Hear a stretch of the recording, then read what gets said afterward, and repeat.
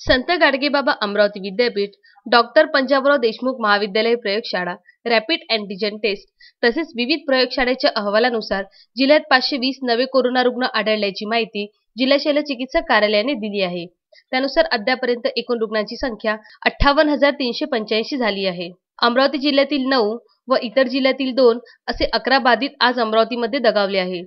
55 वर्षीय पुरुष गौरखेडा, नांदगाव खंडेश्वर यांचा किटकुले रुग्णालय, 75 वर्षीय पुरुष बैतूल यांचं श्रीपाद रुग्णालय, 60 वर्षीय महिला कानजा घाडगे यांचं जिल्हा कोविड रुग्णालय, 52 वर्षीय महिला धामणगाव रेल्वे यांचं जिल्हा कोविड रुग्णालय, 65 वर्षीय पुरुष मोर्शी यांचं जिल्हा कोविड रुग्णालय, 30 वर्षीय महिला कठोरा यांचं जिल्हा कोविड रुग्णालय, 60 वर्षीय पुरुष उत्तमनगर अमरावती यांचं जिल्हा कोविड रुग्णालय, 75 वर्षीय पुरुष सावर्डी नांदगावपेठ यांचं जिल्हा कोविड रुग्णालय, 60 वर्षीय महिला भातकुली यांचं जिल्हा कोविड रुग्णालय, 75 वर्षीय महिला काटोल नागपूर यांचं झोनीत रुग्णालय, 60 वर्षीय पुरुष काटोल नागपूर यांचं जिल्हा कोविड रुग्णालय.